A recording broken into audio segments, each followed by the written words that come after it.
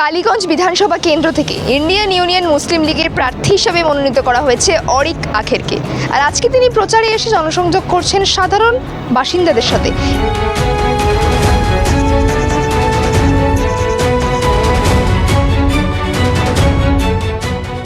এবং আমরা দেখতে পেয়েছি বিগত কয়েক বছর ধরে সুগার মিল বন্ধ ছিল এবং কালীগঞ্জ মুসলিম লীগ বন্ধ ছিল। সেই মুসলিম লীগ চালু করা এবং সুগার মিল চালু করার আশ্বাস দেন তিনি সেই সমস্ত সাধারণ নাগরিকদের।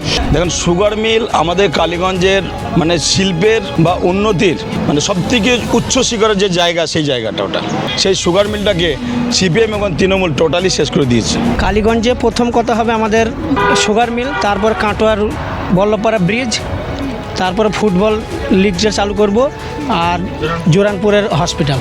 কালীগঞ্জে বহু জায়গা থেকে লোক আসতো দেখতে ওই সুগার মিলকে। সেটা আবার চালু হবে, বিজনেস চালু হবে, চাষবাস চালু হবে। আমাদের চাষের মাধ্যমে এই সুগার মিলের আখের উপরে কেন্দ্র করে প্রচুর জমি চাষিরা আখ চাষ করতো, সেটা আবার ফিরে আসবে। সেই হিসাবে আমরা সুগার মিলটাকে 1 নম্বরে রেখেছি। যে সুগার মিলটা চালু হলে প্রায় আমাদের 3 থেকে 3,500 4,000 ডাইরেক্ট বা ইনডাইরেক্ট লোক সেখানে একটা কর্মস্থানের চাকরি পাবে। এই সুগার মিলটা খুললে আমাদের প্রায় 20 থেকে 25,000 ফ্যামিলি এখানে কর্মস্থান হতে পারে। আমাদের কালীগঞ্জের যেটা চাওয়া পাওয়া, যেটা তৃণমূল সরকার 10 বছর থেকে যেগুলো দিতে পারেনি, সেইগুলো আমরা দেওয়ার জন্য এবং আমাদের নিজেদের ভবিষ্যতের অস্তিত্বের লড়াইয়ের জন্য আমরা আজকে কালীগঞ্জে প্রতিদ্বন্দ্বী হয়ে আছি। এবং এই অরিক আখেরের যে দল ইন্ডিয়ান ইউনিয়ন মুসলিম লীগের কর্মীবৃন্দরা ঠিক কী বার্তা দিচ্ছেন দেখুন প্রতিবেদনে। কালীগঞ্জ এমনই একটা বিধানসভা, যে বিধানসভায় আমরা দেখতে পেয়েছি এর আগে নানা ধরনের ঘটনা ঘটেছে ভোটকে কেন্দ্র করে। আর আজকে আপনারা যে দলটা নিয়ে আজকে কালীগঞ্জে প্রার্থী হয়েছে অরিক আখের, সেই জায়গায় দাঁড়িয়ে আপনাদের লড়াইটা কতখানি হবে বলে মনে হচ্ছে? আলিফা আহমেদ বলুন বা সাবিনা ইয়াসমিনের সাথে। যদি আমরা বলি লড়াই হিসাবে, তাহলে তৃণমূল 10 বছরের প্রার্থী এখানকার। আলিফা আহমেদের আব্বা, উনি হয়তো 8 মাস হলো মারা গিয়েছেন, তার আগে তো উনি 10 বছর বলা চলে। তো 10 বছর যদি ওনারা কাজ করতেন, তাহলে কি লড়াই বলে কোনো কথা থাকতো ওদের সঙ্গে? যেহেতু ওনারা কোনো কাজ করেননি, তার জন্য ওরা হিসাবের মধ্যে আসছে না। অতএব আমাদের কোনো লড়াই নেই। আমাদের কালীগঞ্জের যেটা চাওয়া পাওয়া, যেটা তৃণমূল সরকার 10 বছর থেকে যেগুলো দিতে পারেনি, সেইগুলো আমরা দেওয়ার জন্য এবং আমাদের নিজেদের ভবিষ্যতের অস্তিত্বের লড়াইয়ের জন্য আমরা আজকে কালীগঞ্জে প্রতিদ্বন্দ্বী হয়ে আছি। অতএব আমাদের কাছে বিষয়টা কোনো টাফ বলে কোনো বিষয় নেই। আচ্ছা, আপনারা বারবার করে একটি কথা বলছেন যে সুগার মিলটাকে আবার চালু করতে হবে। এই সুগার মিলের বিষয়ে দেখুন, সুগার মিল আমাদের কালীগঞ্জের শিল্পের বা উন্নতির সবথেকে উচ্চ শিখরের যে জায়গা, সেই জায়গাটা ওটা। যার কয়েক লক্ষ বিঘা সম্পত্তি আছে, যার স্টাফ ছিল 4,500 থেকে 5,000, যে স্টাফগুলো সরকারি চাকরি মাস্টার চাকরি বা অন্যান্য চাকরি ছেড়ে দিয়ে আমাদের সুগার মিলে চাকরি করতে যেত। তাহলে আপনারা বুঝুন সুগার মিলটা কত একটা বড় পাওয়া ছিল আমাদের। সেই সুগার মিলটাকে সিপিএম এবং তৃণমূল টোটালি শেষ করে দিয়েছে। তাই সেই সুগার মিল আমাদের খুবই টাফ, এবং সেই সুগার মিলটা আমরা যদি চালু করতে পারি, তাহলে আমাদের ভবিষ্যৎ প্রজন্ম সেখানে আবার সেই আগেকার প্রাণটা ফিরে পাবে এবং কালীগঞ্জে বহু জায়গা থেকে লোক আসতো দেখতে ওই সুগার মিলকে। সেটা আবার চালু হবে, বিজনেস চালু হবে, চাষবাস চালু হবে। আমাদের চাষের মাধ্যমে এই সুগার মিলের আখের উপরে কেন্দ্র করে প্রচুর জমি চাষিরা আখ চাষ করতো, সেটা আবার ফিরে আসবে। সেই হিসাবে আমরা সুগার মিলটাকে 1 নম্বরে রেখেছি।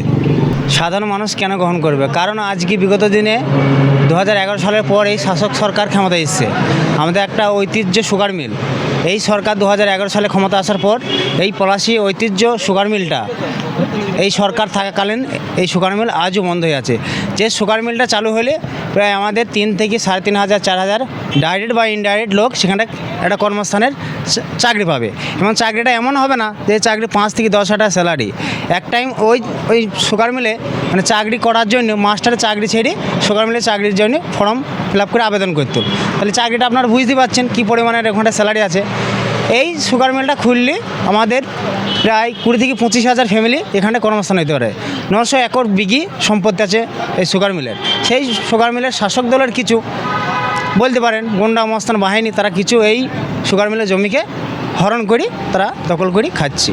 এই আমাদের প্রতিবাদ। এই সুগার মিলটা হলে আমাদের যে আজ পরিযায়ী শ্রমিক মানুষ পড়াশোনা করি ভিন্ন রাজ্যে, যেমন উড়িষ্যা, কেরালা, হায়দ্রাবাদ, তামিলনাড়ু, যেখানটায় খাইতে গেছে তারা, আজকে কিছু টাকার বিনিময়ে 400-500 মজুরির জন্য ফ্যামিলি বউ বাচ্চাকে ছেড়ে আজ 3 দিনকার সফরের রাস্তায় তারা কাজ করতে গেছে 500 টাকা 400 টাকা বিনিময়ে। কেন এই সুগার মিলটা খুলি 400-500 টাকা স্যালারি আমরা এখানটায় কাজ করতে পারবো।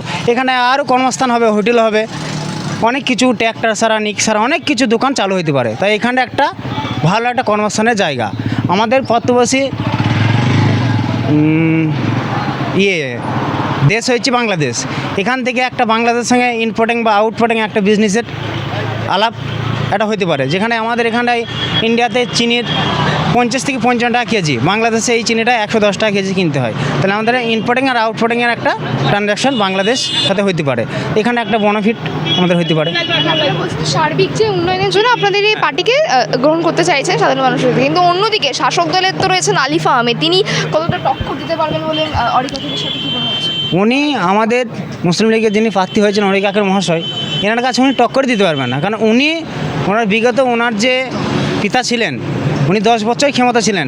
এই সুগার মিল, কাটুয়া বল্লভপাড়া ব্রিজ এবং আজকে জোরামপুর স্বাস্থ্যকেন্দ্র প্রায় 35 থেকে 34 বছর বন্ধ হয়ে পড়ে আছে, অকর্য হয়ে সেই হসপিটাল আজও বন্ধ হয়ে পড়ে আছে। এবং কালীগঞ্জ 2.5 থেকে 3 লক্ষ লোকের বসবাস, সেখানটা মাল্টি স্পেশালিস্ট একটা হসপিটালে আমরা আইসি সহ 25টা বেডের দাবি রেখেছি। কারণ কালীগঞ্জে 2.5 থেকে 3 লক্ষ লোক মানুষ, তারা গরু ছাগলায়, তাদের একটা মেডিকেল ফেসিলিটি পাওয়ার যোগ্যতা এই কালীগঞ্জ বিধানসভার লোকের আছে। প্লাস এই কালীগঞ্জ বিধানসভায় একটা পুরাতন ফুটবল লিগ, কালীগঞ্জ বিধানসভা হয়েছে ফুটবল প্রেমিক। এই কালীগঞ্জ বিধানসভায় ভালো ভালো ফুটবল খেলোয়াড় এই কালীগঞ্জ থেকে গিয়ে তারা নাম রোশন করে এসছে। তাই কালীগঞ্জে 15 যে ফুটবল লিগটা হতো, সেই 15 ফুটবল লিগটাকে খোলার আবেদন করছি।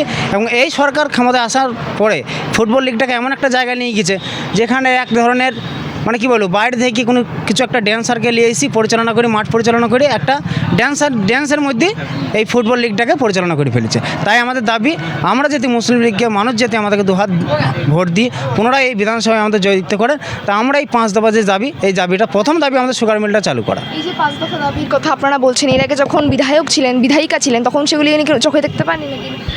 উনি তো ওনার বাপ ছিল 10 বছর, তিনি এই আমরা যে 5 দফা দাবি, একটা এই দাবির মধ্যে একটা ইস্যু উনি তুলেননি। প্লাস উনি 7 থেকে 8 মাস বিধায়ক হয়েছেন, উনিও একটা ইস্যু তুলেনি। আমাদের এই 8 থেকে 9 মাসের যে প্রচার, এই প্রচার দেখে আজকে উনি এই কথাগুলো তুলছে। আজকে কাটোয়া, আজকে 1 সপ্তাহ আগে একটা ছেলেকে নৌকা থেকে পড়ে মারা গিয়েছিল। এবার ওখানটায় আমরা গিয়েছিলাম, সমস্ত লোক বলতে চাইছে আমাদের এখানটায় একটা বল্লভপাড়া থ্রু কাটোয়া একটা ব্রিজ হোক।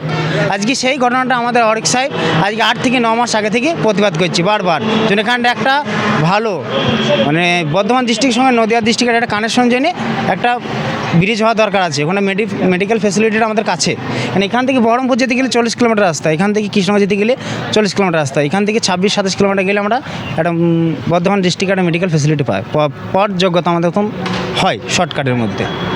এই যে আপনাদের এই দলটা আপনারা গঠন করছেন এবং কালীগঞ্জে আপনাদের প্রার্থী দেওয়া হয়েছে অরিক আখিরকে, কি মনে হচ্ছে, কতটা সফলতা আপনারা আশা করছেন? আশা করি জনগণের কাছ থেকে যে আওয়াজ আমরা পাচ্ছি, পুনরায় আমরা এই পার্টি জয় হওয়ার দিকেই আছি। আচ্ছা, এই যে আপনাদের বিরোধিতা করছেন আলিফা আহমেদ এবং সাবিনা ইয়াসমিন, তাদের উৎসবে তারাও ভোট চেয়ে বেড়াচ্ছে, আমাদের ভোট চেয়ে বেড়াচ্ছে, কিন্তু নিশ্চয়ই তাদের হয়তো কোনো গাফিলতার জন্য আমরা এই পার্টিটা করছি। আবার তাদের হয়তো সে পার্টিটাও আমরা করেছি, কিন্তু সেই পার্টির নিশ্চয়ই কোনো একটা খারাপ কিছু পেয়েছি বলে আজকে এই পার্টিটা আমরা তুলে নিয়েছি হাতে। কালীগঞ্জে প্রথম কথা হবে আমাদের